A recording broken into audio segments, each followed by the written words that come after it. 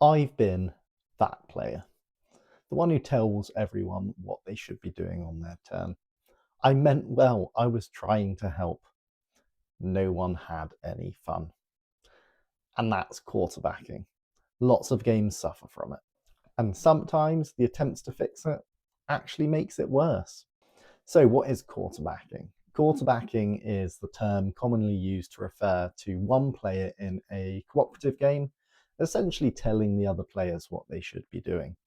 It's not quite a black and white definition, though, and there's quite a scale, in my opinion, from telling players exactly what they should be doing on their turn. You need to do this action, then that action in this order, and that's your whole turn dictated for you, through to suggesting things that players might not have seen. So, oh, I don't know if you're aware, but you could do this on your turn. Both can be frustrating. The latter sometimes can be genuinely helpful, especially when you're trying to teach or learn a game. But where the exact line is between helpful quarterbacking and dictating someone's play can be quite blurry. So, how do you fix it? Some games try and ingrain rules to fix it, other games just rely on social etiquette. So, which games handle it well and which ones handle it poorly?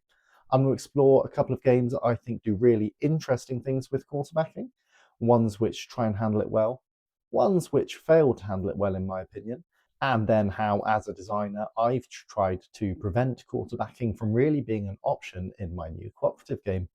So, why is quarterbacking so prevalent? Well, in my opinion, most board gamers are problem solvers. They enjoy trying to solve things, work out the optimal strategies. And for most of us, that's why we play board games. So, if you have complete information in front of you and you can clearly see the move that someone else should take, you're obviously going to try and help them, especially if you consider that in cooperative games you tend to win or lose together. If you've put a lot of effort and thought into what the optimal moves are for a game, you want to make sure you share that with the other players so that you stand the best chance of winning. This is why quarterbacking can be quite a tricky subject to broach. A lot of the time, if a player's helping you and giving you genuinely useful advice, even if you don't want it, it can be quite tricky to call them out on it. One common approach I've seen that tries to tackle quarterbacking is having specialised roles or asymmetry in the game. If a player is focused on their own role, they are less likely to try and tell other players what to do with their own roles. However, this only works to some degree, as once a player knows all of the roles well enough, they can still course back just as effectively as if it was a single role game. One example I like to use that really highlights this is Pandemic. It's an incredibly popular cooperative game that uses specialised roles. However, when you consider the role of the medic, I've seen the medic be told exactly what to do before. And why is that? That's because their specialised role is so specific and so key to winning the game. You're more likely to have other players who are aware of how important the medic is tell the medic exactly what they need to be doing on their turn. The problem here is the players who aren't the medic still have a full view of the board and can still easily work out with the information they have exactly what the medic should be doing at any given time. So instead, another common approach is to try and limit the amount of information players have available to them. One example that I like to talk about, which is currently one of my favourite games, you can see it on my shoulder behind me over there, Sky Team. So in Sky Team, players take on the role of a pilot and co-pilot trying to land a plane. Now, the interesting thing in Sky Team is you can discuss tactics and what you might try and do on your turn, but you can only do so before you roll your dice.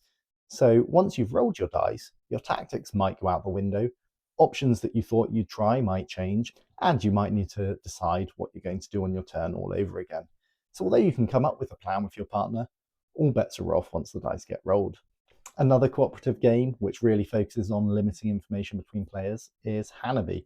It's one of the most quirky and different games I've played. You play with your hand of cards facing away from you. So you don't have access to your own information and only the information of the other player's hands. You have to explicitly spend clues to tell people things about their hands, and you can't just tell people what to do. So information is incredibly restricted. It's a really fun and quite interesting game, and if you get a chance, I'd recommend giving it a go. Another game I'd like to talk about, Magic Maze. Magic Maze does something really different and interesting when it comes to quarterbacking. It's played in real time, and each of the players can only move pawns in certain directions or via certain actions. So this means that you might move a pawn north and then be waiting for the player who can move them west to do so. Now, you might think, why don't they just tell them? So it's strictly no communication. However, quarterbacking becomes part of the game with the single large wooden hammer that you get to stamp on the table in front of people, telling them that they need to do something. So you can't tell them what to do, but that instinct to slam it down in front of them and encourage them to hurry up and do something really makes the game interesting and fun. It's chaotic, it's funny, and it does a really good job of preventing quarterbacking. Another game I played recently, which does a great job of limiting communication, is Eternal Decks. In Eternal Decks, you're playing cards in certain positions to try and complete objectives and eventually collect enough stars to win the game. Now, on your turn, you want to play things that will leave the other players in a position where they can do something useful. Each player has a small token with their colour on it, and you can place it anywhere on the map where you'll be placing your cards. This doesn't give explicit information about what cards you have or what cards you're going to play, but it does let the other players know your intention. So if you play your token 5 cards along one of the runs, that they know that you have a card that could possibly go there, depending on what was played before it. So it gives them a bit of information, but it's heavily restricted. It's more of, this is my intention, than this is the move I'm going to make. Quarterbacking problems can get even worse in 2-player games. There are fewer players, fewer interactions, and less game state for each player to track. So if you know the game well, it's far easier for you to have a full understanding of what you and the other person should be doing. Over the last few months, I've been developing a 2-player cooperative game. Current working title is Containment Failure. In this game, you take on the role of the last 2 survivors of a space station where something deadly has escaped and wiped out the remaining crew. You need to find the escape pod codes and the fuel cells for the escape pods, make your way to the escape pod, wherever it may be, you won't know to begin with, and get out of there before something finds you. So how does it tackle quarterbacking? Communication is heavily restricted, so both in terms of what you can tell the other players and also the information you have available to you. Limited communication forms a core part of the game and also the theme. So as I mentioned, something is hunting you, and every action you take can be a quiet action, where nothing will happen, or a loud action where you'll flip an additional tracking tile that brings the alien closer to you.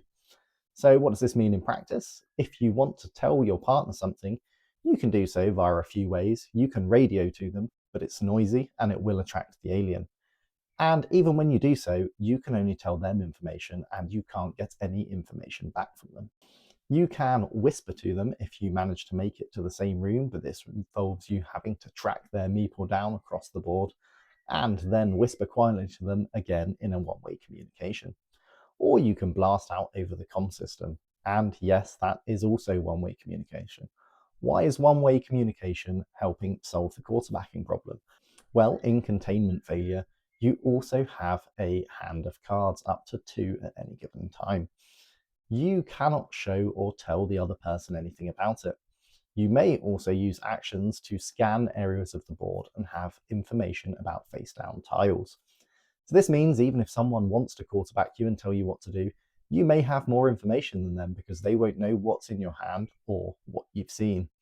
And if you choose to use one of those actions to tell them, you will be slowing down your progress in the game, so communication becomes a key resource that you do not want to overuse.